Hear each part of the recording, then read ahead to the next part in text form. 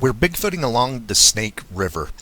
The Snake River seems to be an epicenter of Bigfoot activity. The Snake River runs from Yellowstone all the way down into Idaho, and it curves around the bottom midsection of Idaho, curves back up along the border, and eventually meets up with the Columbia River in Oregon. The Columbia River bisects Oregon and Washington as it goes out past Portland and empties out into the ocean. These rivers are a great avenue or highway for Bigfoot to travel from state to state, from the Pacific Northwest into the Rocky Mountains, and we've discovered that there's a lot of Bigfoot sighting reports, and there's a long history of Bigfoot sightings along this river and side rivers and creeks that empty down into it. I'm going to give you a couple of Bigfoot sighting reports that happened around the turn of last century. One of them is from the Dubuque Telegraph-Herald. It's a 1902 sighting report that made it into the newspaper back then. And then there's another one in the River Press, and that one happened in 1882. I would like to show you how there is a long history of Bigfoot sightings.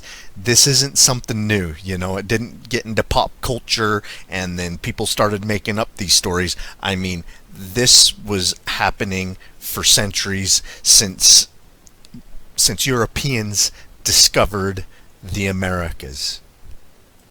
And actually, the Vikings supposedly made it to the Americas first, many centuries before the Europeans did, and they talked of a breed of large, hairy creatures, so perhaps these Bigfoot sightings even go back to the time of the Vikings.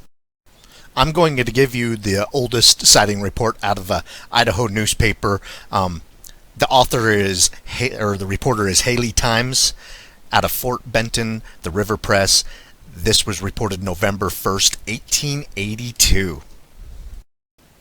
Two cowboys see and chase the solitary savage of Snake River.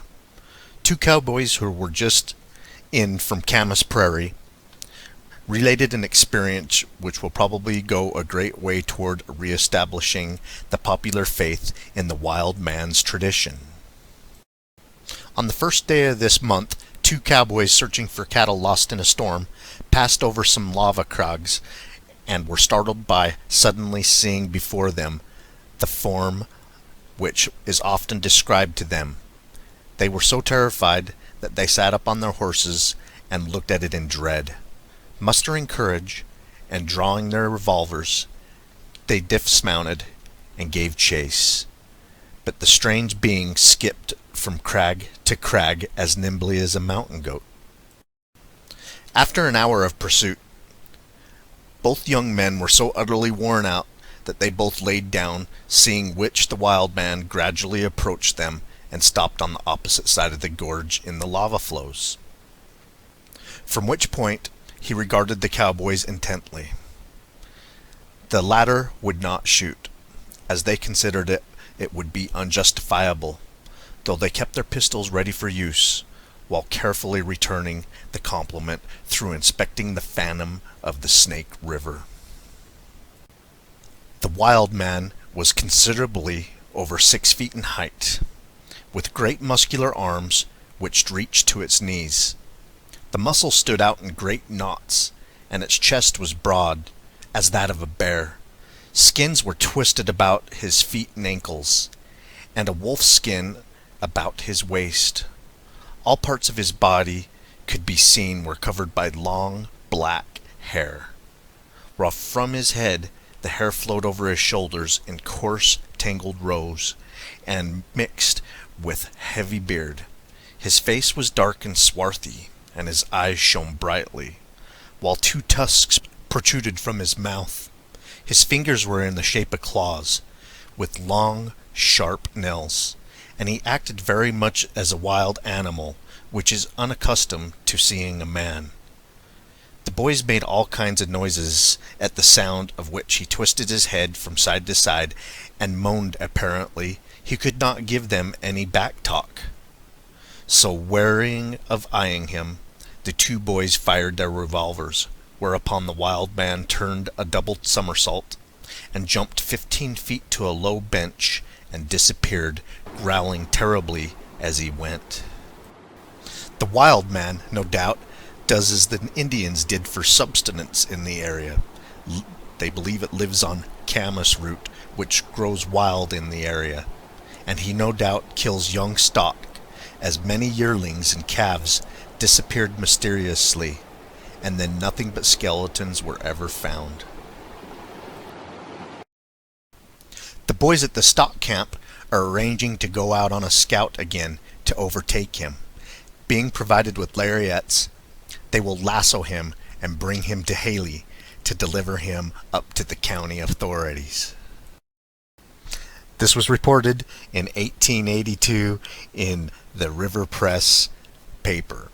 And obviously, the boys did not go out and capture the wild man. Of course, they did not shoot the wild man because of his appearance. He was human-like enough that, just like modern people, they don't take that shot because, they think they may be killing another person. I mean, even though it's not completely like a person, it's enough that, most people don't want to murder another man. And then if they take that chance and Bigfoot does turn out to be, related to people very closely, I mean, is that going to be a murder charge? Are you going to spend the rest of your life in prison for shooting this creature? So even in 1882, people were very cautious about shooting the creature, and I don't blame them. If it looks enough like a person, I mean, maybe perhaps they share enough DNA with us to be considered another human. They describe it as a wild man, a phantom, and so forth. I just love to see and hear about these older reports. I mean, this is before the Patterson-Gimlin. This is before the term Bigfoot was coined. My grandfather's sighting was 1930. He was very confused. He had never heard of these wild man, Bigfoot, what have you. And then the Native Americans have a long history of the creature throughout the Americas. There's a lot of sightings in the Rocky Mountains and the Pacific Northwest of this elusive giant creature. I would like to give you guys another report. This happened 20 years later near the Snake River. This article was in the Dubuque Telegraph-Herald, and it was in the newspaper Wednesday, January 29th, 1902. Pocatello, Idaho, January 29th. The residents of this little town of Chesterfield, located in an isolated portion of Bannock County, Idaho, are greatly excited over the appearance in that vicinity of an 8-foot, hair-covered human monster. He was first seen on January 14th, when he appeared among a party of young people who were skating on the frozen river. The creature showed fight, and flourishing a large club and uttering a series of yells, started to attack the skaters, who managed to reach their wagons and get away in safety. Measurements of the track showed the creature's feet to be 22 inches long and 7 inches wide, the imprint of only 4 toes. Stockmen report having seen the tracks along the range west of the river.